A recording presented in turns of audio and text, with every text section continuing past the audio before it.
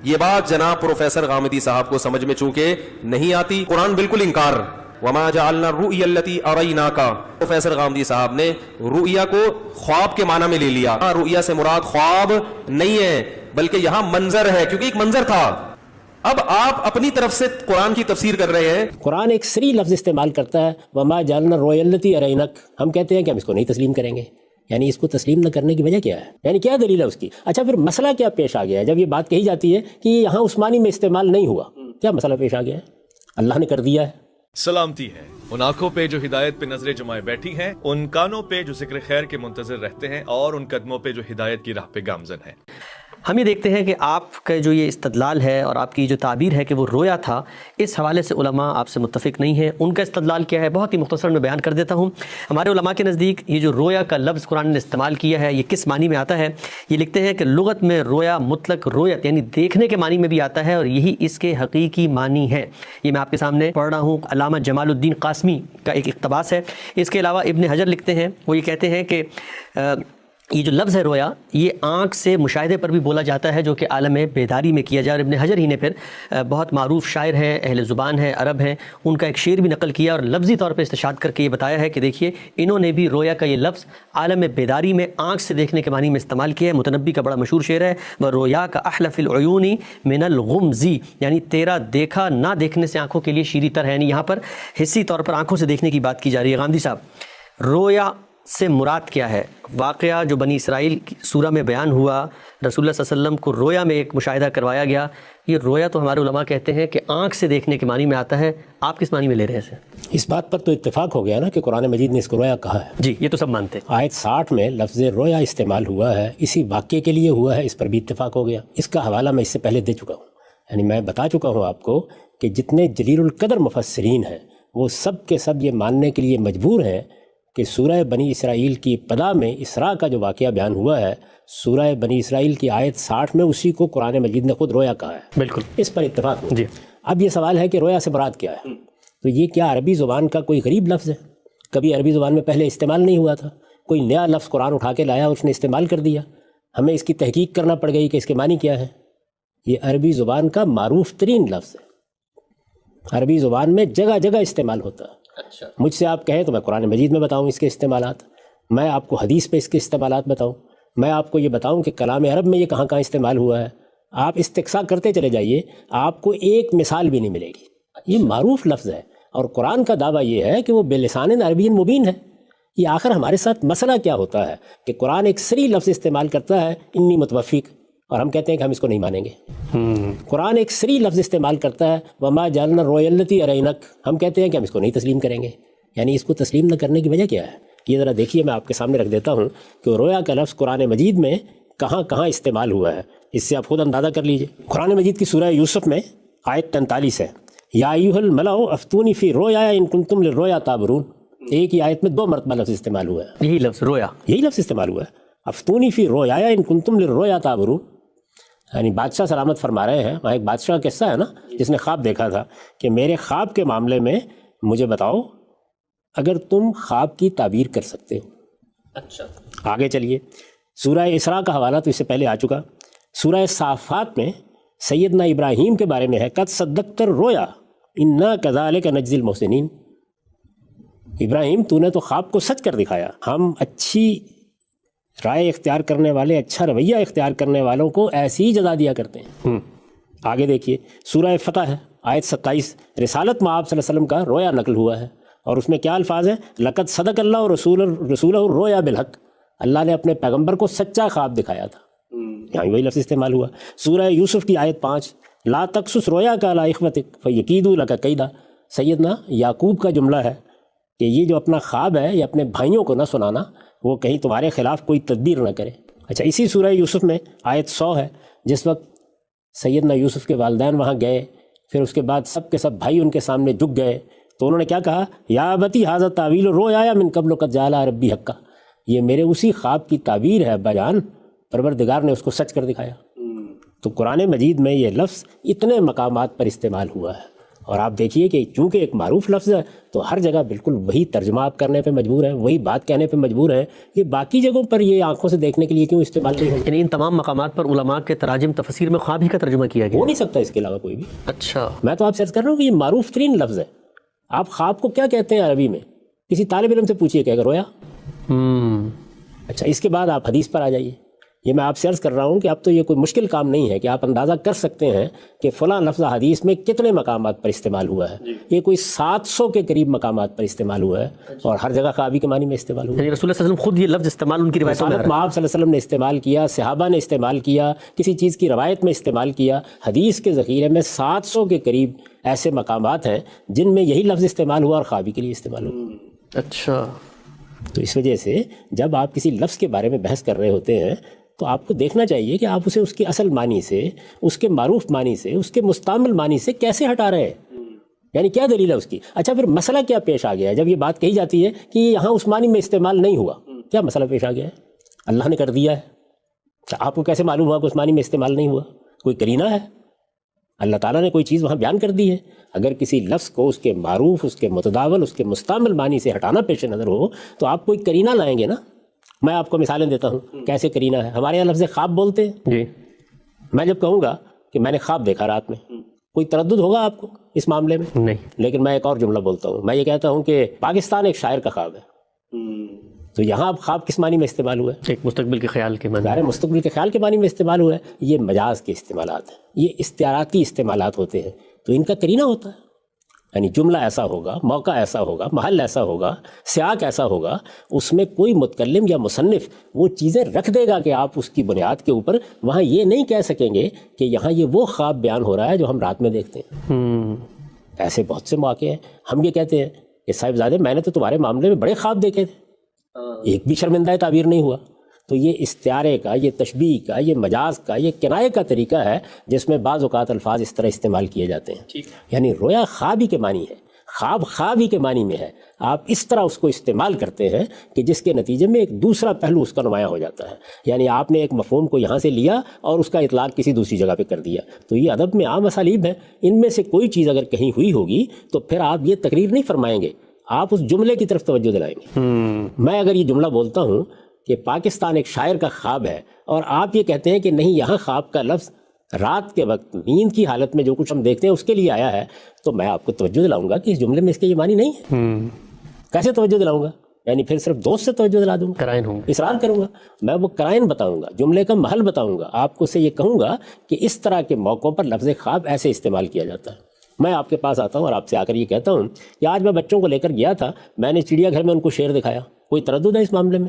لیکن آپ انیس کا شعر پڑھتے ہیں، اس شعر کی آمد ہے کہ رن کانپ رہا ہے، وہاں وہ سیدنا حسین کے بارے میں یہ بات کہہ رہے ہیں یا اس لشکر کے کسی فرد کے بارے میں اس طرح کی بات کہتے ہیں، تو وہاں آپ کرینے سے معلوم کر لیتے ہیں کہ یہاں شعر چڑیا گھر میں جس جانور کو ہم دیکھتے ہیں یا جنگل میں جس جانور کو دیکھتے ہیں اس کے لیے استعمال نہیں ہوا، آگے قرینہ آ گیا ہے، وہ آگے قرائن موجود ہوتے ہیں۔ یعنی اس طرح نہیں ہوتا کہ آپ کسی آیت کو نکالیں اور پڑھیں، کسی جملے کو نکالیں اور پڑھیں، کسی شعر کو نکالیں اور پڑھیں اور اس کے بعد یہ کہیں کہ یہ لفظ اس طرح بھی استعمال ہوتا ہے۔ تو میرے بھائی، جب آپ کسی چیز کا تجزیہ کر رہے ہیں، تنقید کر رہے ہیں، اس میں کوئی رائے بیان کر رہے ہیں، تو مجھے ذرا بتائیے نا کہ قرآن مجید کی اس آیت میں کیا کرینہ ہے۔ آپ کا دل نہیں چاہتا ماننے کے لیے، یہ بات اچھی نہیں لگتی۔ اللہ نے کہا ہے کہ یہ رویا تھا، ٹھیک، اور ہمارا کام یہ ہے کہ اللہ تعالیٰ جب کسی چیز کے بارے میں یہ فرمائیں تو یہ بحث ہو سکتی ہے کہ وہاں پر یہ لفظ کس مفہوم میں آیا ہے۔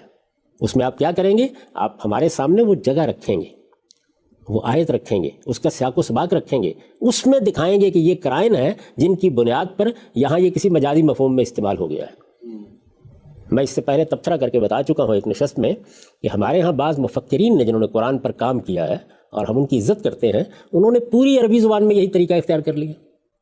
یعنی ایک چیز بیان ہوئی ہے، کہیں اس کو استعارہ قرار دے دیا، کہیں اس کو تشبیہ قرار دے دیا، کہیں اس کو مجاز قرار دے دیا۔ میرے بھائی، یہ قرار دینے کے لیے آپ کا کہہ دینا کافی نہیں ہوتا، یا یہ بتا دینا کافی نہیں ہوتا کہ یہ مجاز میں بھی استعمال ہوتا ہے۔ آپ کو بتانا پڑتا ہے کہ یہاں یہ استعمال ہوا ہے تو اس کے دلائل کیا ہیں، اس کے قرائن کیا ہیں، جملے میں کیا چیز ہے جو آپ کو یہ بتا رہی ہے کہ آپ ان کو اصل مفہوم سے ہٹا دیجیے۔ تو یہ طریقہ ہوتا ہے اس معاملے میں۔ تو میں نہیں سمجھ سکتا کہ اس میں یہ طریقہ اختیار کیا گیا کہ آپ نے ایک بات کہہ دی۔ کیوں کہہ دی آپ نے یہ بات؟ عربی زبان کا پورا ذخیرہ ہمارے سامنے ہے، اس کی استعمالات ہمارے سامنے ہیں. جس وقت عام طریقے پر یہ لفظ استعمال کیا جائے گا تو اس کا مطلب ایک ہی ہوتا ہے، اس کے دو معنی نہیں ہوتے. اور میں اس سے پہلے آپ کی خدمت میں عرض کر چکا ہوں کہ قرآن مجید عربی مبین میں ہے، یہ کوئی چیستان نہیں ہے. اور عربی مبین کی تعبیر میں، تفسیر میں آپ کو صحیح رویہ اختیار کرنا چاہیے کہ آپ سب سے پہلے اللہ کی کتاب کو کھولیں گے. اللہ کی کتاب میں خارج سے کوئی چیز لے کر نہیں آئیں گے، پہلے ایک تصور قائم کر کے نہیں آئیں گے. یہ بالکل وہی صورتحال ہے کہ انی متوفیق میں وہ وہاں کیا کرینہ ہے کہ جس کی بنیاد پر آپ اس کو اصل معنی سے ہٹا رہے ہیں، یا اس کے مستعمل معنی. اصل معنی کوئی چیز نہیں ہوتے، اصل چیز مستعمل مفہوم، یعنی ایک لفظ کس مفہوم میں کس معنی میں استعمال ہوتا ہے، اس کے استعمال کو سامنے رکھ کر آپ بات کرتے ہیں. میں نے آپ کو اردو زبان میں لفظ خواب کے استعمال کی مثالیں دے دیں. وہاں وہ بیداری میں کسی چیز کے تصور کرنے کے مفہوم میں آ گیا ہے، لیکن کیا قرائن کے بغیر آ گیا ہے؟ کیا ایسے ہی آ گیا ہے؟ کیا آپ فرما دیں گے تو یہ مان لیا جائے گا؟ نہیں، وہ جملہ جب آپ بولیں گے تو یا شان کلام بتا رہی ہوگی یا کرینہ بتا رہا ہوگا کہ یہ اس مفہوم میں ہے. تو وہاں اس کا کوئی کرینہ ہو تو آج راہ کرم ان بزرگوں کے ہاں سے مجھے پڑھ کے سنا دیجئے کہ وہ کیا کرینہ ہے. ٹھیک. اچھا ہم سب یہ بتائیے کہ ابھی آپ نے قرآن مجید کی آیات پڑھی اور ہم نے بالکل یہی معاملہ آپ کی جانب سے دیکھا تھا. توفیٰ کی جب بحث ہوئی تھی اس میں بھی آپ نے قرآن کے مقامات بے تحاشا بتایا کہ وہاں پر یہ لفظ کس معنی میں آ رہا ہے، اور یہاں آپ نے پڑھا احادیث کا آپ نے ذکر کیا. ہمارے لیے قرآن مجید کہ آ جانے کے بعد بالکل کافی ہے کہ ایک لفظ کیسے استعمال ہوا، لیکن بطور شاہد، بطور دلیل کے کہ قرآن کے جو اولین مخاطبین ہیں، صحابہ کرام ہیں، کیا وہ بھی رویا کے اس لفظ کو استعمال کر رہے ہیں اور خواب ہی کے معنی میں استعمال کر رہے ہیں؟ کیا کوئی 700 کے قریب روایات، بے شمار روایات نکالتے چلے جائیے اور پڑھتے چلے جائیے. جب واقعے کے طور پر بیان کیا جائے گا تو اس موقع پر اس کے ایک ہی معنی ہوں گے. یعنی آپ بیان کریں گے میں نے رویا دیکھا، آپ بیان کریں گے کہ مجھے رویا دکھایا گیا. اس طرح کے موقع پر اس کے وہی معنی ہوں گے. ہاں البتہ جیسے میں نے آپ کو مثال دی ہے، ایسے ہی کسی موقع پر کوئی شاعر، کوئی ادیب، کوئی ادبی زبان میں گفتگو کرنے والا بات کو اٹھائے گا اور کسی مجاز کی تعبیر کو اختیار کر لے گا. ٹھیک. تو مجاز کی تعبیریں جب اختیار کی جاتی ہیں تو وہ الل ٹپ نہیں اختیار کی جاتی. اگر آدمی میں ادب کا ذوق ہے تو وہ جانتا ہے کہ کیسے استعمال کیا جاتا ہے لفظ کو. تو آپ ساری کی ساری ان 700 روایات کو نکال لیجئے. اس زمانے میں کوئی مشکل کام نہیں ہے. طالب علم بھی ہم کو سن رہے ہیں، وہ بھی ذرا نکال لیں اور پھر تلاش کریں کہ کس جگہ پر رویا کسی دوسرے مفہوم میں استعمال ہوا ہے. یعنی میں عرض کر رہا ہوں کہ نہیں ہوا، ایک جگہ بھی نہیں ہوا، لیکن اگر کہیں کوئی مثال ملے گی تو ہمیشہ آپ دیکھیں گے کہ اس میں وہ قرائن موجود ہوں گے، متکلم وہ قرائن پیدا کرے گا، وہ سیاق میں ہوں گے، وہ لفظ میں ہوں گے، وہ جملے کی تعریف میں ہوں گے، وہ شان کلام میں ہوں گے، اور آپ پکار اٹھیں گے اس کو پڑھتے ہوئے کہ یہاں یہ اس مفہوم میں نہیں ہے. ٹھیک ہے. ہم سب بہت ہی آپ نے خوبصورتی سے بات بیان کی. آگے بڑھتے ہیں. ابھی آپ نے ایک مثال دی کہ یہ جو مشہور شعر ہے کہ شیر کی آمد ہے کہ رن کانپ رہا ہے. اب یہاں شعر سے مراد ہم عام طور پہ تو شعر سمجھتے ہیں، لائن کو کہتے ہیں شعر ہے، لیکن وہ جو کلام کا آگے سباق ہے، سیاق ہے، اس میں خود واضح ہو جاتا ہے. آگے خود ہی شاعر نے بیان کر دیا کہ شمشیر بقف دیکھ کے حیدر کے پسر کو جبریل لرزتے ہیں سمیٹتے ہوئے، پر تو اب حیدر کے پسر ہیں، واقعہ کربلا ہے، سب زیر بحث ہے. زبان کا ماہر، زبان جاننے والا. آپ بہت اصرار کرتے ہیں اپنی گفتگو میں کہ آپ اہل عرب کا، قدماء کا لٹریچر پڑھیں، ان کی شاعری، اسے زبان کا اسلوب ذوق ڈیولپ ہوتا ہے. یہ ابن حجر علیہ رحمہ بڑے مشہور عالم ہیں، انہوں نے مثال دی ایک بڑے شاعر کی، ان کا نام ہے متنبی. آپ واقف ہیں یقینی طور پہ ان سے. تو یہ ایک شاعر جب یہاں پر یہ لفظ رویا استعمال کر رہا ہے اور یہ بیداری میں دیکھنے کے معنی میں کر رہا ہے، تو پھر اب ہم اس کو کیا کہیں گے؟ زبان عرب ہے، وہ ہم سے زیادہ بہتر جانتے ہیں. میں اس پر دو باتیں کہوں گا. ایک لفظ کو قرآن مجید نے استعمال کیا، اتنے مقامات پر استعمال کیا، اور اسی مفہوم میں استعمال کیا جو اس کا عام مفہوم ہے، مستعمل مفہوم ہے. 700 سے زیادہ میں نے آپ سے عرض کیا کہ روایتوں میں استعمال ہوا، وہاں بھی یہی ہے. عربی زبان کا کوئی لغت اس سے مختلف معنی ثبت نہیں کر رہا. آپ کوئی لغت اٹھا کے دیکھیں، پہلا جملہ آپ کو یہ ملے گا، رویا کا لفظ لکھا ہوگا، ما رأیتہ فی المنام، ما یرن نائم فی المنام، یہی الفاظ لکھے ہوں گے. یعنی جب آپ سوتے میں کوئی خواب دیکھتے ہیں تو اس کو عربی زبان میں رویا کہا جاتا ہے. یہ تعبیر ہر صاحب لغت آپ کے سامنے رکھ دے گا. اب اس کے بعد آپ کہتے ہیں کہ نہیں، ایک مثال ہم کو مل گئی ہے. کس سے ملی ہے؟ ایک شاعر سے، متنبی سے ملی ہے. آپ کو معلوم ہونا چاہیے کہ قرآن مجید کی زبان کے بارے میں یا تو جاہلی شعراء کی نظیر پیش کی جاتی ہے یا مخضرمین کی. اس بات پر مسلمانوں کے پورے علم کا اجماع ہے. میں اپنی کتاب میزان میں صاحب خزانۃ الادب کی وہ عبارت نقل کر چکا ہوں جس میں انہوں نے پوری تفصیل کے ساتھ یہ بتایا ہے کہ جتنے شعراء، عربی زبان کے شعراء معروف ہیں، ان کے کیا طبقات ہیں، اور ان میں سے وہ کون سے شعراء ہیں جن کی زبان یا جن کے استعمالات کو آپ قرآن مجید کی زبان میں نظیر کے طور پر پیش کر سکتے ہیں. وہ صرف پہلے دو طبقے ہیں، ایک جاہلیت کے شعراء، ایک مخضرمین. مخضرمین کا مطلب یہ ہے کہ ایک شخص جاہلیت میں پیدا ہوا اور اس نے اسلام کا زمانہ بھی دیکھا، جیسے فرزدق ہیں، جیسے جریر ہیں. ان کے بعد کسی شخص کی کسی چیز کو بھی نظیر کے طور پر پیش نہیں کیا جا سکتا. تو پہلی بات تو یہ ہے کہ یہاں آپ نظیر بھی تلاش کرنے کے لیے آئے تو آپ کہاں پہنچے؟ آپ نے لبید کو بیان کیا، آپ نے عائشہ کو بیان کیا، آپ نے امر القیس کو بیان کیا، کس کو بیان کیا؟ یعنی متنبی کی یہ حیثیت نہیں ہے کہ وہ قرآن مجید کی زبان میں نظیر کے طور پر پیش کیا جائے۔ دوسری بات، اگر آپ خود شعر پر غور کریں تو اس میں بالکل وہی صورتحال ہے جو صورتحال میں نے اردو زبان میں آپ کے سامنے رکھی، یعنی کوئی کرینہ ایسا پیدا ہو جاتا ہے کہ شاعر یا ادیب یا کوئی متکلم اور مصنف اس لفظ کو اٹھاتا ہے اور اٹھا کر ایسے کرینے کی بنیاد کے اوپر اس میں کوئی مجاز کی تعبیر پیدا کر دیتا ہے۔ اچھا، میں نے مثال دی نا آپ کو کہ جب میں آپ سے یہ کہتا ہوں کہ پاکستان ایک شاعر کا خواب ہے تو آپ کو کوئی تردد نہیں ہوتا، وہاں پر اس کے ممدوح کے ساتھ رات کو ملاقات ہوئی، رات میں آنکھیں سوتی ہیں، رات میں خواب دیکھے جاتے ہیں، اس نے ملاقات کے لیے اس لفظ کو کنایا کر لیا۔ اچھا، رویا کا اہلا فی العیون من الغمزی، یعنی نیند شیریں ہوتی ہیں آنکھوں کے لیے لیکن تیری ملاقات آنکھوں میں اس سے زیادہ شیریں ہے۔ اچھا اچھا اب ظاہر ہے کہ ملاقات رات میں ہوئی ہے، جی، پہلے مصرے میں بیان بھی ہو گیا یہ کہ ملاقات رات میں ہوئی ہے۔ جب ملاقات رات میں ہوئی ہے تو رات میں آدمی ایک خاص طرح کا سرور یا احتزاز حاصل کرتا ہے اچھے خوابوں سے، اس سے اس نے کنایا کر لیا۔ تو شعر تو سمجھایا جا سکتا ہے۔ آپ نے جیسے ہی دیکھا، میرے ہی جملے کی مثال دی کہ پاکستان ایک شاعر کا خواب ہے اور یہ کہا کہ دیکھا خواب تو بیداری میں کسی چیز کے تصور کرنے کے لیے بھی آ جاتا ہے، بھائی یقیناً آتا ہے، متنبی نے بھی استعمال کیا ہے۔ میں 10 مثالیں اور دے دوں گا آپ کو، رائی کے شعر کی مثال دے دوں گا۔ ہر جگہ یہ ہوتا ہے کہ آپ لفظ کو اٹھاتے ہیں اور مجاز یا کنائے کا ایک محل پیدا کرتے ہیں، اس کے لیے ایک کرینہ لاتے ہیں کلام میں، یہ ایسے نہیں ہوا کرتا۔ ٹھیک ٹھیک ٹھیک ٹھیک۔ اب آپ نے غالب کا شعر پڑھا کہ غالب کو برا کہتے ہو، اچھا میرے آگے، اور فرمایا کہ لغت میں نہیں دیکھا تم نے، اچھا تو برے کے مقابلے میں استعمال ہوتا ہے، اور یہاں غالب نے اسی معنی میں استعمال کیا۔ بھائی یہاں غالب نے اس معنی میں نہیں استعمال کیا۔ تو اس وجہ سے جس وقت آپ کسی لفظ کے استعمال کی دلیل دے رہے ہوتے ہیں تو آپ کو بتانا چاہیے کہ وہ لفظ کہاں استعمال ہوا ہے، جملہ کیا ہے، تالیف کلام کیا ہے، سیاق کیا ہے، سباق کیا ہے، اس میں پیچھے کیا بات ہو رہی ہے، اس میں آپ کرینہ دکھاتے ہیں کہ یہاں لفظ اپنے مستعمل معنی میں نہیں رہا۔ ٹھیک ہو گیا ہم صاحب، بہت تفصیل سے آپ نے بتایا کہ رویا کے لفظ کے معنی کیا ہیں، قرآن مجید میں یہ لفظ کہاں کہاں آیا ہے، احادیث میں اس کا اتنا کثرت کے ساتھ استعمال ہوا ہے، اور اس لفظ کو اگر اس کے اصل معروف معنی سے ہٹانا ہے تو کیا قرائن ہیں جو کلام میں پہلے ہوں گے اور تبھی ہم اس کا کوئی معنی لے سکتے ہیں۔ آگے بڑھتے ہیں، یہ میرے سامنے ایک مزید استدلال ہے، اور عام طور پہ جہاں پر سورہ بنی اسرائیل میں اس واقعے کی نوعیت پہ بحث کی گئی ہے، ہر جگہ پہ یہی وہ ایک بنیادی بات ہے جو بنائے استدلال کے طور پہ علماء نے اختیار کی ہے۔ حافظ ابن حجر نے بھی اس کا حوالہ دیا ہے، باقی لوگ بھی حوالہ دے رہے ہیں۔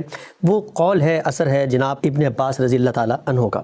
ان کا یہ کہنا ہے، حدیث کی کتابوں میں نقل ہوا ہے یہ اثر، کہ آپ نے فرمایا کہ رسول اللہ صلی اللہ علیہ وسلم کا یہ جو واقعہ ہے جو سورہ بنی اسرائیل میں زیر بحث ہے، یہ آنکھوں سے دیکھنے والا رویا ہے، رویا عین۔ آپ نے فرمایا کہ رویا عین ہے۔ ابن حجر نے اسی سے استدلال کر کے لکھا ہے کہ رویا کا لفظ آنکھ کے مشاہدے پر بھی بولا جا سکتا ہے جو عالم بیداری میں کیا جائے، یہی وجہ ہے کہ ابن عباس رضی اللہ عنہ نے اس کو رویا عین قرار دیا۔ سوال میرا آپ سے یہ ہے، بہت بنیادی سوال، رویا کا لفظ اتنا معروف، آپ نے کہا قرآن معروف، واضح عربی زبان میں ہے، کلام عرب میں اس کے استعمالات، احادیث میں باقی صحابہ رویا سے ہی مراد لے رہے ہیں، تو ابن عباس رضی اللہ تعالیٰ عنہ نے اسراء اور معراج کے اس واقعے کو رویا عین یا بیداری کے اندر دیکھنے کا معنی کیوں مراد لیا؟ ابھی میں نے آپ کو بہت سی مثالیں دیں کہ کس طرح ہم اردو زبان میں خواب کا لفظ بیداری میں کسی چیز کو تصور کرنے کے لیے بولتے ہیں، اس کی بہت سی مثالیں میں نے ابھی آپ کو دی۔ یہ بتایا کہ ہم جب یہ کہتے ہیں کہ پاکستان ایک شاعر کا خواب ہے، جب میں کہتا ہوں کہ صاحبزادے میں نے تو تمہارے بارے میں بہت سے خواب دیکھے تھے، وہ شرمندہ تعبیر نہ ہو سکے، تو یہاں میں بیداری میں دیکھنے ہی کے لیے استعمال کر رہا ہوں، بالکل، لیکن یہ تصور کی آنکھ سے دیکھنا ہے، اسی طرح ہے، ایسے ہی ہے۔ تو ہر زبان کے اندر اس طرح کے مجاز کے اسالیب ہوتے ہیں۔ اس سے پہلے ہم متنبی کے شعر پر گفتگو کر چکے، اس میں بھی بالکل یہی صورتحال ہے کہ ایک تصویر اس نے بنائی ہے ذہن میں، اور اس تصویر کے لحاظ سے لفظ رویا استعمال کر دیا ہے، رویا کا اہلا فی العیون من الغمزی۔ اسی طرح کی صورتحال رائی کے شعر میں ہے، فکبر الرویا وحش فؤادہ، وہاں بھی بالکل ایسا ہی ہے۔ آپ کے سامنے کوئی محبوب آتا ہے، کوئی ممدوح آتا ہے، کسی کو آپ دیکھتے ہیں، دیکھنے کی اس کیفیت میں تصور ایک طرح کا ذائچہ بناتا ہے، ایک تصور کے سامنے ایک چیز اس طرح آتی ہے جس طرح کہ آپ گویا خواب دیکھ رہے ہیں، تو اس کو کنایا کر کے شعراء بعض اوقات اس طریقے سے بیان کر دیتے ہیں۔ یہ بات واضح ہو گئی، بالکل واضح۔ اس کی مثالیں بھی اس سے پہلے آ گئیں۔ اس طرح کے موقعوں کے اوپر جب آپ یہ اسلوب اختیار کرتے ہیں تو ظاہر بات ہے کہ تصور کی آنکھ سے کسی چیز کو دیکھا جائے تو اس سے بہتر کوئی چیز نہیں ہو سکتی کہ اسے رویا قرار دے دیا جائے، بالکل ٹھیک ہے، یا اس کے لیے لفظ رویا استعمال کیا جائے۔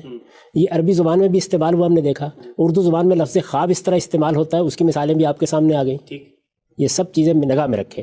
اب یہ دیکھیے کہ ابن عباس رضی اللہ عنہ کیا کہہ رہے ہیں۔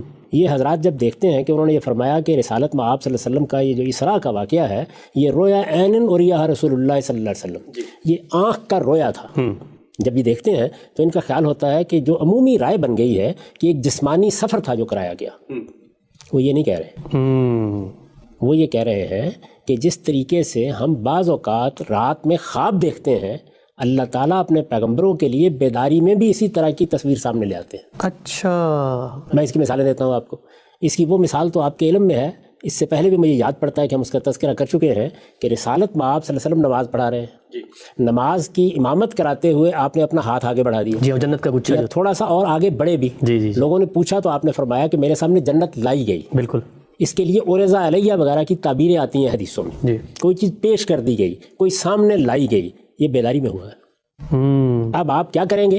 اس کو بیان کرنے کے لیے اگر آپ رویا عین کا لفظ اختیار کریں یا رویا عین کی تعبیر اختیار کریں تو اس پر لفظی لحاظ سے اعتراض نہیں ہو سکتا۔ اچھا، یہاں آپ کر یہ رہے ہیں کہ ایک نئی صورتحال پیش آ گئی ہے، یعنی ہم یا ان آنکھوں سے چیزوں کو دیکھتے ہیں یا خواب میں چیزوں کو دیکھتے ہیں، جب تصور کے سامنے کوئی چیز لائی گئی یا تصور کی آنکھ سے ہم نے دیکھا یا ذہن میں کوئی تصویر بنائی تو اس طرح کے موقعوں پر آپ نے رویا کے لفظ کو وہاں سے اٹھایا اور اٹھا کر ایک دوسرے اسلوب میں استعمال کر لیے۔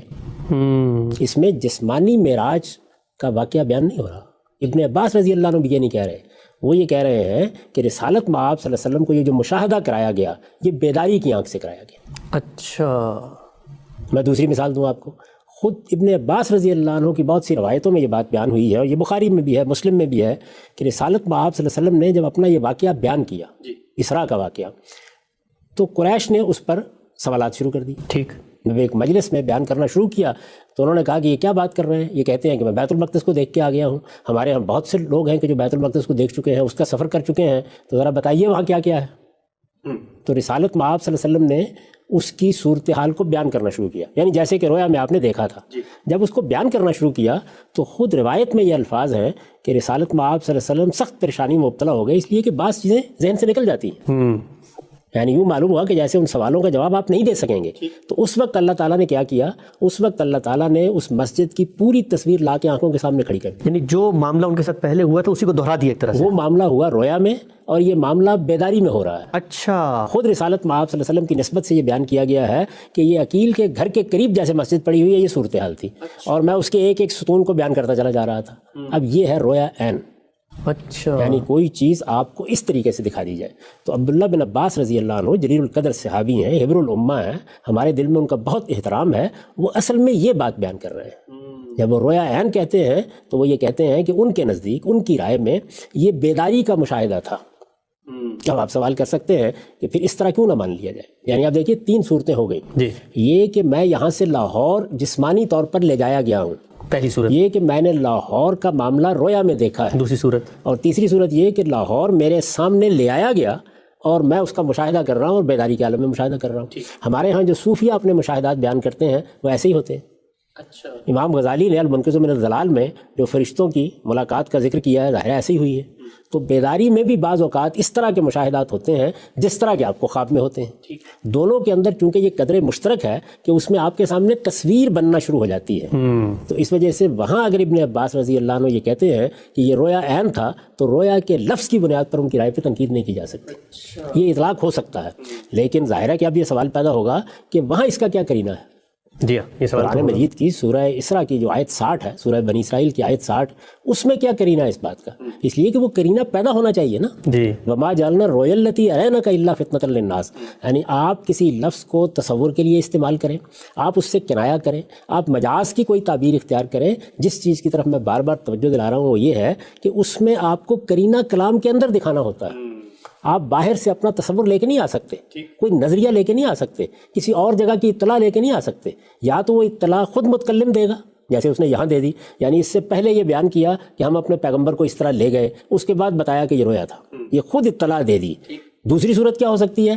کلام میں قرائن موجود ہے، آپ نے اس کو دیکھا تو جان لیا کہ یہ یہاں رویا بیان ہو رہا ہے، یا اس کو اٹھا کر اس کو کسی اور مفہوم میں استعمال کیا جا رہا ہے۔ یہ بیداری میں جسمانی طور پر لے جانے کے لیے استعمال کی مثال نہیں ہے، بلکہ آنکھوں کے سامنے بیداری میں کسی تصور کے آ جانے کی مثال ہے۔ ٹھیک، بالکل وہی چیز ہے جس کی اس سے پہلے میں نے بہت سی تعبیرات آپ کو بتائیں۔ متربی کے شعر میں بتایا کہ یہی تعبیر ہے، رائی کے شعر میں بتایا کہ یہی تعبیر ہے۔ ہماری عام گفتگوؤں میں لفظ خواب کو ہم اسی طریقے سے استعمال کرتے ہیں، ہم کہتے ہیں نا کہ خواب میں ہنوز جو جاگے ہیں خواب، تو اس طرح کے موقع پر جو تعبیریں اختیار کی جاتی ہیں، اب یہ خواب میں جاگنا، یعنی آپ بیدار ہو گئے ہیں، خواب میں بیدار ہو گئے ہیں۔ تو اس طرح کی چیزیں جب شعراء استعمال کرتے ہیں یا ادباء استعمال کرتے ہیں تو اس میں قرینہ پیدا کرتے ہیں۔ خواب تھا جو کچھ دیکھا جو سنا افسانہ تھا. تو یہاں آپ نے زندگی بھر کے مشاہدات کو جو ان آنکھوں سے ہوئے تھے خواب قرار دے دیا. لیکن کیا ان کو سمجھنے میں، ان کے قرائن کو دیکھنے میں، اس میں شان کلام کی بنیاد پر رائے قائم کرنے میں کوئی تردد ہوتا ہے؟ کوئی دقت ہوتی ہے؟ تو جس وقت لفظ کو آپ اٹھا کر کسی دوسرے مفہوم میں لے جاتے ہیں تو وہاں وہ قرائن موجود ہوتے ہیں کہ دوسری رائے قائم کرنا ممکن نہیں ہوتا. جی ابو طیب متربی کے شعر میں ذرا دوسری رائے قائم کر کے دکھا دیجیے. ہو نہیں سکتا. یعنی اگر اس کو حقیقتاً خواب کے معنی میں استعمال کیا گیا ہوگا تو کوئی دوسرا کرینہ ہوگا نہیں، اور اگر اس میں کوئی اور مدعا پیدا کیا گیا ہے تو قرائن وہاں رکھ دیے جائیں گے. ٹھیک. تو ہمیشہ یہی ہوتا ہے. اچھا، اس کے بعد ایک اور سوال پیدا ہوتا ہے کہ تھوڑی دیر کے لیے نظر انداز کر دیجیے اس بات کو کہ وہاں کوئی کرینہ نہیں ہے اس بات کا. جی، یعنی سورہ بنی اسرائیل کی آیت 60 میں کوئی کرینہ نہیں، کوئی کرینہ نہیں ہے. ٹھیک. تو خود واقعے کے لحاظ سے بھی یہ رائے قابل قبول نہیں ہو سکتی. اچھا، وہ ان کی جلالت قدر کے پورے احترام کے ساتھ کیوں نہیں ہو سکتی؟ غور فرمائیے، جس وقت ہم کسی چیز کو بیان کر رہے ہوتے ہیں یا اس کا ذکر کر رہے ہوتے ہیں تو اس میں اگر ہم یہ کہتے ہیں کہ جنت دکھائی گئی، دوزخ دکھائی گئی، مسجد دکھائی گئی، فلاں تصویر دکھائی گئی، لاہور دکھایا گیا، ہم خود اس کا حصہ نہیں ہوتے. بیداری کے عالم میں اگر ہمارے سامنے تصویر آئے گی تو ہم اس کا حصہ نہیں بن سکتے. لیکن وہ رویا جو نیند کے عالم میں دیکھا جاتا ہے اس میں میں اپنے آپ کو دیکھتا ہوں کہ میں بیٹے کو ذبح کر رہا ہوں. میں اپنے آپ کو دیکھتا ہوں کہ میں حرم میں داخل ہو رہا ہوں. میں اپنے آپ کو دیکھتا ہوں کہ میں پشاور لے جایا جا رہا ہوں. اچھا، تو بیداری میں یہ نہیں ہو سکتا.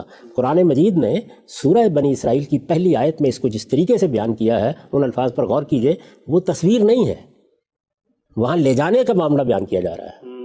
جب لے جانے کا معاملہ بیان کیا جا رہا ہے تو دو ہی امکانات رہ جاتے ہیں، تیسرا امکان ختم ہو جاتا ہے.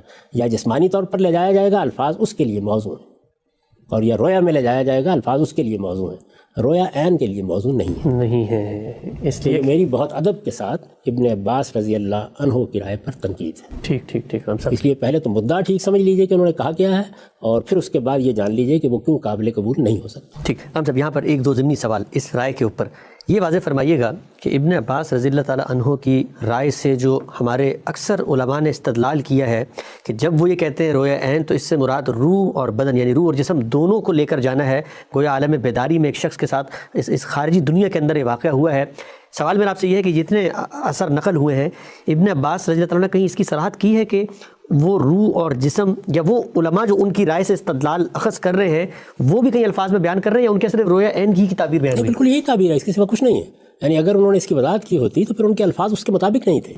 یہ رویا عین کے الفاظ پھر وہ استعمال نہ کرتے. پھر تو کہتے بیداری میں لے گئے انہیں. پھر کوئی اور تعبیر اختیار کرتے اور یہ بتاتے کہ اس طرح لے جایا گیا تھا، یہ لے جانے کی یہ صورت تھی، جیسے کہا جاتا ہے کہ بے جسد ہی لے جائے گئے تھے. اس طرح کی کوئی تعبیر ہوتی. رویا عین میں اس کی گنجائش ہی نہیں ہے. جو انہوں نے بات کہی ہے اس کا صحیح مفہوم میں نے آپ کو بتا دیا ہے. یہ اسی طرح کی تعبیریں ہیں جس طرح کی تعبیروں کی میں نے مثالیں دی ہیں. اس کے لیے ادب میں گنجائش ہے، لیکن گنجائش ہونا ایک چیز ہے، فلاں جگہ پر مدعا یہ ہے، اس کے لیے آپ کو بتانا پڑے گا کہ کلام میں کیا کرنا ہے. یعنی قرآن مجید میں باہر سے آپ کوئی تصور لے کے نہیں آ سکتے، اعلیٰ ادب میں نہیں آ سکتے، کسی اچھی تحریر میں نہیں آ سکتے. آپ کو وہیں سے اس کے قرائن بتانے ہیں. تو میں نے آپ سے عرض کیا کہ آیت 60 میں اس کا کوئی کرینہ نہیں ہے، اور پہلی آیت جس میں واقعہ بیان ہوا ہے اس میں چونکہ خود رسالت مآب صلی اللہ علیہ وسلم کے لے جائے جانے کا ذکر ہے تو یہ چیز رویا عین میں ہو نہیں سکتی. سبحان اللہ. آپ سے بہت ہی آپ نے ایک عمدہ نقطہ یہاں بیان کیا ہے. ایک سوال جو اس وقت سننے والوں کے ذہن میں آ رہا ہوگا یقینی طور پہ ابن عباس رضی اللہ تعالیٰ عنہ العلماء آپ نے بتایا کہ کتنے جلیل القدر صحابی ہیں، ان کی 20 آراء نقل ہوئی ہیں، دین کی تفہیم میں ہمارے لیے سازگار معاون مددگار بھی ہوتی ہیں، ان سے استفادہ کرتے ہیں. لیکن یہ جو اختلاف ان کی رائے سے پیدا ہوا ہے قرآن مجید کی بنیاد پر، یہ کیا خود صحابہ کرام میں بھی کچھ لوگوں نے کیا ان سے ان کی زندگی میں یا ان کی اس رائے پہ کبھی کوئی اختلاف کیا تھا؟ اس طرح تو نہیں کہا جا سکتا کہ ان سے اختلاف کیا تھا، لیکن دو مختلف آراء رہی ہیں. اچھا. اور وہ مختلف آراء صحابہ کرام کے حوالے سے بھی بیان کی گئی ہیں. ان میں یہ اعتراض کیا جاتا ہے کہ معاویہ رضی اللہ عنہ نے مثال کے طور پر یہ کہا کہ یہ تو ایک رویا صادقہ تھا. ٹھیک ہے، یعنی رویا عین کو ایکسیپٹ نہیں کیا ایک طریقے سے، انہوں نے اس کو قبول نہیں کیا. ٹھیک. یعنی قبول نہیں کیا کا مطلب یہ نہیں ہے کہ ان کے سامنے یہ رائے پیش کی گئی. یہ معاملہ کہ اسراء کا واقعہ کیا تھا زیر بحث ہے نا، لوگ اس کو سمجھنا چاہتے ہیں. تو اس میں معاویہ رضی اللہ عنہ کی نسبت سے یہ بات بیان ہوئی ہے، سیدہ عائشہ کی نسبت سے بات بیان ہوئی ہے، لیکن ان کی سندیں کمزور ہیں.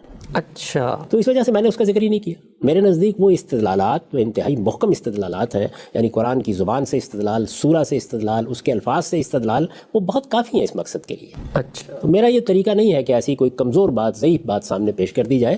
تاہم یہ چیزیں نقل ہوئی ہیں ہمارے یہاں. سیدہ عائشہ کا جملہ بھی نقل ہوا ہے جس میں بہت صراحت سے فرمایا انہوں نے کہ ما فقد جسد رسول اللہ صلی اللہ علیہ وسلم ولکن اسری بروحہ، اچھا، اس نے بھی روئی کے الفاظ، یعنی یہ آپ نے بتایا کہ ایسا ہی ہے، لیکن ظاہر ہے کہ اس کی سند پر کلام کیا گیا ہے اور اس طریقے سے اس کی سند محکم نہیں ہے کہ ہم اس کو پیش کر سکیں، یعنی جواب میں پیش کر سکیں یا ان کی نسبت سے پیش کر سکیں۔ یہ جانتے ہیں آپ کہ میں اس معاملے میں محدثین کے نقطہ نظر کا قائل ہوں کہ جب آپ استشہاد کر رہے ہوں تو آپ کے ہاں وہ چیز سند کے لحاظ سے محکم ہونی چاہیے۔ تو میں نے اس کو پیش نہیں کیا، آپ نے سوال کیا تو میں نے اس کا ذکر کر دیا۔ ٹھیک ہم سب بہت ہی خوبصورتی سے آپ نے اس نقطے کو واضح کیا اور یہ پہلو بھی واضح کیا۔ میں چاہتا ہوں ذرا تھوڑی سی اس پہ مزید ہم بات کریں، کیونکہ جو ہمارے سننے والے لوگ ہیں عام طور پہ جب اختلافی مسائل میں آپ کو نقطہ نظر بیان کر رہے ہوتے ہیں کہ کسی ایک صحابی کی رائے اگر سامنے آ جاتی ہے تو اس رائے کو بہت احترام کے باوجود ہم نے باہر کیف قرآن مجید کی بارگاہ میں رکھنا ہے، اور قرآن مجید کی بارگاہ میں وہ لفظ ہی ہے کہ جس کا دامن پکڑ کے ہم نے کوئی فیصلہ کروانا ہے۔ اس پہ ذرا تھوڑی سی بات کیجیے گا کہ آپ کا جو رویہ ہے، آپ خود صحابہ کرام کی آراء پڑھتے ہوں گے، یقینی طور پہ ان سے استفادہ بھی کرتے ہوں گے،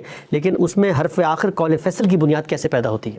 یہ بات یہ ہے کہ اللہ کی کتاب قرآن مجید ہم تک پہنچ گئی ہے، باللفظ پہنچ گئی ہے، جس طرح اللہ کے پیغمبر نے اس کو پیش کیا اس طرح پہنچ گئی ہے، اس ترتیب کے ساتھ پہنچ گئی ہے جو خود اللہ کی دی ہوئی ترتیب ہے، اس کا لفظ کلام الہی ہے۔ اس وجہ سے کوئی خارج کی چیز اس پر اثر انداز نہیں ہو سکتی۔ صحابہ کرام میں سے کوئی تفسیر کرتا ہے، تابعین میں سے کوئی تفسیر کرتا ہے، علماء میں سے کوئی تفسیر کرتا ہے، اس کی جلالت قدر کا احترام کرتے ہوئے ہم یہ سوال پوچھیں گے کہ قرآن کے الفاظ اس کو قبول کرتے ہیں یا نہیں قبول کرتے ہیں۔ رسالت مآب صلی اللہ علیہ وسلم کی نسبت سے کسی حدیث میں کوئی بات بیان کی جاتی ہے، چونکہ رسالت مآب صلی اللہ علیہ وسلم ہمارے سامنے نہیں ہے، راویوں نے آپ کی بات نقل کی ہے، اس کو بھی اسی طریقے سے قرآن کے سامنے پیش کیا جائے گا۔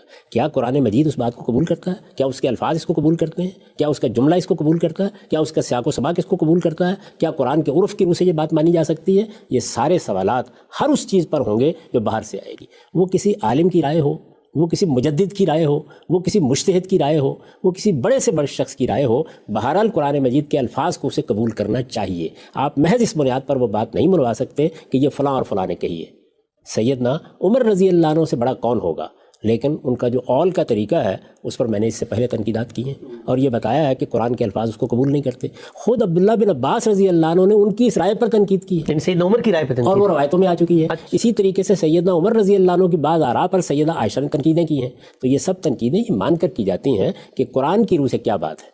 جو انہوں نے میت پر رونے کے معاملے میں روایت کی تھی، اس پر سیدہ نے روایت کے لحاظ سے بھی تنقید کی اور قرآن کی روشنی میں بھی تنقید کی۔ اچھا، اور یہ بتایا کہ قرآن تو کہتا ہے لا تزر وازرۃ وزر اخری، کوئی کسی دوسرے کا بوجھ نہیں اٹھا سکتا، تو یہ کیسے مانا جا سکتا ہے؟ اسی طرح جب ان کے سامنے بعض صحابہ کی یہ رائے آئی کہ اللہ تعالیٰ کو رسالت میں آپ صلی اللہ علیہ وسلم نے اسراء کی رات دیکھا تھا، تو انہوں نے یہ کہا کہ لا تدرکہ الابصار، تو قرآن کی روشنی میں تنقیدیں کی جائیں گی، بات کا تجزیہ کیا جائے گا، اس کی تنقید کی جائے گی، لیکن ان کے پورے ادب کا لحاظ کرتے ہوئے۔ ٹھیک ہے، ہم سب آگے بڑھتے ہیں۔ یہ جو نقطہ بیان کیا آپ نے کہ یہ جو بنیادی سوال تھا آج کی نشست میں جس میں آغاز کیا میں نے، کہ یہ مشاہدہ جو سورہ بنی اسرائیل میں پہلا مشاہدہ نقل ہوا ہے، اس کی نوعیت کیا تھی؟ آپ نے بتایا کہ آیت 60 نے خود واضح کر دیا ہے کہ رویا تھی۔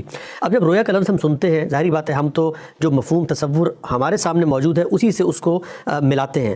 ہمارے ہاں رویا خواب کو کہا جاتا ہے، خواب میں بھی دیکھتا ہوں، آپ بھی دیکھتے ہیں۔ سوال میرا آپ سے یہ ہے کہ پیغمبر کو رویا دکھایا گیا، نوعیت کیا ہے؟ جو نیند کی حالت میں انسان کے دماغ میں آنے والے احوال ہوتے ہیں اس کو خواب سے ہم تعبیر کرتے ہیں، ہمارے خواب میں اور پیغمبر کے خواب میں کیا کوئی جوہری لحاظ سے کوئی فرق ہوتا ہے؟ زمین و آسمان کا فرق ہوتا ہے۔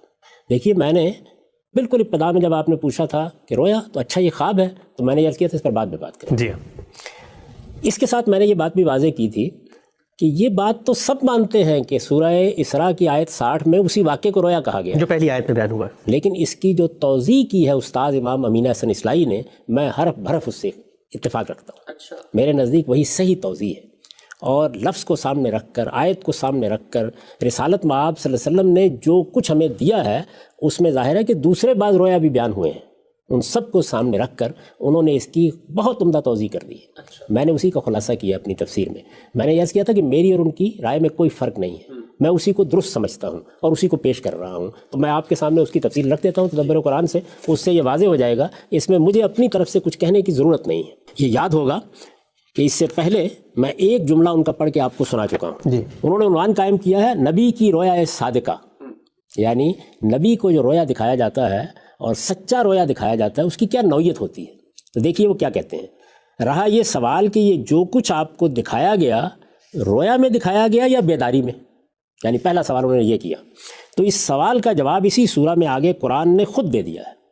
فرمایا ہے وَمَا جَعَلْنَا الرُّؤْيَا الَّتِي أَرَيْنَاكَ إِلَّا فِتْنَةً لِلنَّاسِ، یہ وہی بنی اسرائیل کی آیت 60 ہے، اور ہم نے اس رویا کو جو ہم نے تمہیں دکھائی لوگوں کے لیے فتنہ بنا دیا. ٹھیک. یہ ترجمہ ہے اس کا. اب دیکھیے وہ کیا کہتے ہیں. ظاہر ہے کہ یہاں جس رویا کی طرف اشارہ ہے اس سے اس رویا کے سوا کوئی اور رویا مراد لینے کی کوئی گنجائش نہیں ہے جس کا ذکر آیت زیر بحث میں لِنُرِيَهُ مِنْ آیَاتِنَا کے الفاظ سے ہوا ہے. ٹھیک. یعنی وہ سورہ اسراء کی پہلی آیت، وہ ہم اس سے پہلے پڑھ چکے ہیں، اس میں یہ بتایا گیا ہے کہ اللہ اپنے بندے کو مسجد حرام سے اٹھا کر مسجد اقصیٰ تک لے گیا تاکہ اسے اپنی بہت سی نشانیاں دکھائے. یہ وہاں تعبیر اختیار کی گئی ہے. اسی کو وہ حوالہ دے کر یہ بیان کر رہے ہیں کہ یہ جو ارات ہے، یہ جو دکھایا گیا، یہ جو لے جایا گیا، یہ در حقیقت رویا تھا. ٹھیک. ظاہر ہے کہ یہاں جس رویا کی طرف اشارہ ہے اس سے اس رویا کے سوا کوئی اور رویا مراد لینے کی کوئی گنجائش نہیں ہے جس کا ذکر آیت زیر بحث میں لِنُرِيَهُ مِنْ آیَاتِنَا کے الفاظ سے ہوا ہے. یہی وہ بات ہے جو میں نے بڑی وضاحت سے بیان کی ہے کہ سب لوگ اس کو ماننے پر مجبور ہیں، اس لیے کہ عربیت کی روح سے کوئی اور رائے یہاں مراد لی نہیں جا سکتی. لفظ ارات قرآن میں متعدد مقامات میں رویا میں دکھانے کے لیے آیا بھی ہے، اور مفسرین نے اسے یہی رویا مراد بھی لی ہے. یہ وہی بات ہے جس کا میں اس سے پہلے خلاصہ کر چکا ہوں. اس وجہ سے اس کا رویا ہونا تو اپنی جگہ پر واضح بھی ہے اور مسلم بھی. جی. ابن کثیر کا آپ نے حوالہ بھی دیا تھا. ابن کثیر کا حوالہ بھی دیا تھا. تو اسی کا انہوں نے خلاصہ کر کے یہ بتایا ہے کہ یہ بات تو بالکل واضح ہے کہ یہ رویا تھا، اور یہ بات مانی ہوئی بھی ہے، مسلم بھی ہے. لیکن یہ بات یاد رکھنی چاہیے کہ رویا کو خواب کے معنی میں لینا کسی طرح صحیح نہیں ہے. یعنی وہ خواب جو میں آپ دیکھتے ہیں، اوپر بتا چکے ہیں کہ یہ رویا تھا، بیداری کا واقعہ نہیں ہے. یہ اوپر بتا چکے ہیں، اس جملے سے کوئی غلط فہمی نہ ہو. یعنی وہ یہاں یہ بتا رہے ہیں کہ اس کو آپ خواب کا لفظ بولتے ہیں تو جو تصور آپ کے ذہن میں آتا ہے اس کے ہم معنی نہ سمجھیے. خواب تو خواب پریشان بھی ہوتے ہیں، یعنی جو خواب میں دیکھتا ہوں آپ دیکھتے ہیں، خواب تو خواب پریشان بھی ہوتے ہیں. لیکن حضرات انبیاء علیہ السلام کو جو رویا دکھائی جاتی ہے وہ رویا صادقہ ہوتی ہے. اچھا. اس کے متعدد امتیازی پہلو ہیں جو ذہن میں رکھنے کے ہیں.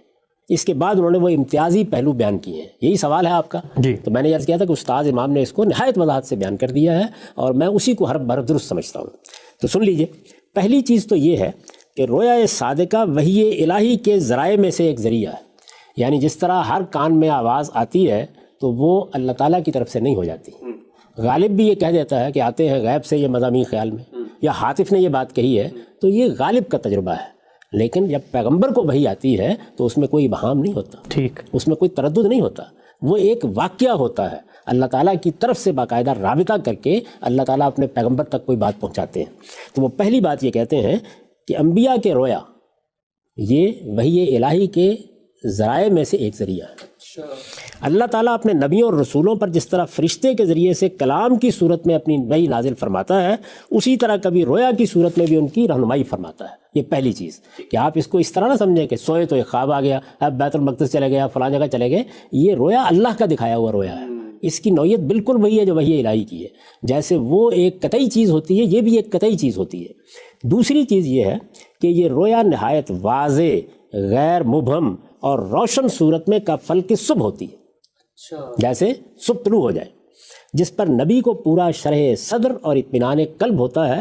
اگر اس میں کوئی چیز تمثیلی رنگ میں بھی ہوتی ہے، چیزیں بعض اوقات ممثل کر کے دکھائی جاتی ہیں رویا میں، جنت دکھا دی، دوزخ دکھا دی.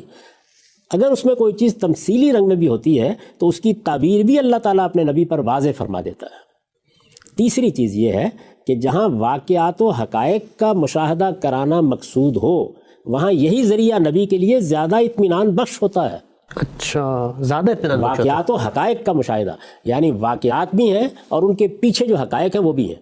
تو حقائق تو مرئی چیزیں نہیں ہوتی نا، ان کا مشاہدہ کرانا ہے. یعنی انویزیبل جو ریئلٹیز ہیں وہ بھی دکھانی ہے. جب وہ بھی دکھانی ہے تو وہاں یہی ذریعہ نبی کے لیے زیادہ اطمینان بخش ہوتا ہے. اس لیے کہ اس طرح کے واقعات کی پوری تفصیل مشاہدے میں آ جاتی ہے، اور وہ معانی و حقائق، میننگز بھی، یعنی جو حقیقتیں ہیں پیچھے وہ بھی، اور وہ معانی و حقائق بھی ممثل ہو کر سامنے آ جاتے ہیں جو الفاظ کی گرفت میں مشکل ہی سے آتے ہیں. یعنی وہ ایسے حقائق ہوتے ہیں بعض اوقات، یا اس طرح کی چیزیں ہوتی ہیں کہ وہ نہ آنکھ کی گرفت میں آتی ہیں، نہ الفاظ انہیں پوری طرح گرفت میں لے سکتے ہیں، تو وہ پھر رویا ہی میں دکھائی جاتی ہیں. چنانچہ یہ ذریعہ ہمارے مشاہدے کے مقابلے میں یا پیغمبر کے ان آنکھوں سے مشاہدے کے مقابلے میں ایک اور دنیا میں لے جانے کا باعث بن جاتا ہے. چوتھی چیز یہ ہے کہ رویا کا مشاہدہ چشم سر کے مشاہدے سے زیادہ قطعی، زیادہ وسیع اور اس سے 1000 درجہ عمیق اور دور رس ہوتا ہے. اچھا. آنکھ کو مغالطہ پیش آ سکتا ہے، آنکھ کو مغالطہ پیش آ سکتا ہے، یعنی ہم کسی موقع کے اوپر ہو سکتا ہے کہ رسی کو سمجھ بیٹھے، آنکھ کو مغالطہ پیش آ سکتا ہے، لیکن رویا صادقہ مغالطے سے پاک ہوتی ہے۔ آنکھ ایک محدود دائرے ہی میں دیکھ سکتی ہے، لیکن رویا بیک وقت نہایت وسیع دائرے پر محیط ہو جاتی ہے، یعنی ایک ہی وقت میں آپ کو آسمان، زمین، فلاں اور فلاں ہر جگہ دکھائی جا سکتی ہے۔ آنکھ حقائق کو معنی کے مشاہدے سے قاصر ہے، وہی بات جو پہلے بیان ہوئی کہ حقائق تو آپ نہیں دیکھ سکتے نا، آنکھ حقائق و معنی کے مشاہدے سے قاصر ہے، اس کی رسائی مریات ہی تک محدود ہے، یعنی وہ ویزیبل چیزوں ہی تک پہنچ سکتی ہے، لیکن رویا معنی و حقائق اور انوار و تجلیات کو بھی اپنی گرفت میں لے لیتی ہے۔ حضرت موسیٰ علیہ السلام نے تجلی الہی اپنی آنکھوں سے دیکھنی چاہیے، لیکن وہ اس کی تاب نہیں لا سکے، اس لیے کہ ان آنکھوں سے دیکھنی چاہیے۔ برعکس اس کے ہمارے نبی کریم صلی اللہ علیہ وسلم کو شب معراج میں جو مشاہدے کرائے گئے وہ سب آپ صلی اللہ علیہ وسلم نے کیے، اور کہیں بھی آپ کی نگاہیں خیرہ نہیں ہوئی، اس لیے کہ وہ رویا کی آنکھ تھی جس سے یہ مشاہدات کرائے گئے۔ تو میرے نزدیک یہی صحیح تعبیر ہے، استاذ امام نے اس کو پوری طرح واضح کر دیا ہے۔ قرآن مجید کے الفاظ کیا ہیں؟ وما جعلنا الرؤیا التي اريناك الا فتنة للناس، اس لیے یہ رویا ہے، الفاظ کے سامنے سرنگوں ہو کر مانیے کہ یہ رویا ہے، اس کی کوئی تعویل کرنے کی جسارت نہیں کرنی چاہیے، الفاظ میں کوئی گنجائش نہیں ہے کہ آپ کوئی اور مفہوم اس سے مراد لیں، لیکن رویا ہوتا کیا ہے اس کی وضاحت کر دی گئی۔ ٹھیک ہم سب بہت ہی آپ نے خوبصورت اقتباس جو ہے وہ پیش کیا۔ مولانا امین حسن اصلاحی صاحب کا کوئی بات آپ مزید کہنا چاہیں گے اس موقع پہ؟ میں ایک آخری پہلو آپ کے اس اقتباس سننے کے بعد جو ذہن میں ایک دم سے آیا وہ یہ کہ جس خوبصورتی سے مولانا نے یہ فرق واضح کیا ہے، اس سے تو یہ لگتا ہے کہ جو لوگ ایک چیز کو عجوبہ بنا کر یا جسمانی طور پہ رسول اللہ کو یہاں سے پرواز کر کے وہاں لے جا کر جو بات کہنا چاہ رہے ہیں کہ اللہ تعالیٰ کی غیر معمولی قدرت کا اظہار ہوا ہے اور دنیا کو ایک میسیج دیا گیا ہے، اگر ہم قرآن کی اس تعبیر پہ رہتے ہیں یہ رویا ہے، تب بھی تو اللہ میاں کا اتنا بڑا یہ معجزہ ہے کہ پیغمبر کو ان حقائق اور معنی کے بارے میں خواب کے اندر وہ پیغام پہنچا دیتے ہیں۔ یعنی رویا میں، نیند کی حالت میں ایسے مشاہدات کرا دیے گئے کہ جن مشاہدات کو آپ ویسے گرفت ہی میں نہیں لے سکتے، چشم زدن میں وہ ساری چیزیں آپ کے سامنے آ گئی۔ تو یہ چیز ہے جس کو استاذ امام نے واضح کیا ہے، اور تدبر قرآن میں اس کی تفصیل لکھی ہے۔ میں پھر عرض کر دوں کہ میں بار بار توجہ دلا رہا ہوں، میں اس معاملے میں متفرد نہیں ہوں، میرے نزدیک اس کو رویا قرار دینا یہ سلف خلف کے جلیل القدر مفسرین سب کے سب یہی کہتے ہیں، سب کی یہی رائے ہے، اور اس کی توضیح جو استاذ امام نے کی ہے میں اس کو ہر بار درست سمجھتا ہوں۔ ہم سب بہت شکریہ، یہاں پر ہمارا وقت ختم ہوتا ہے۔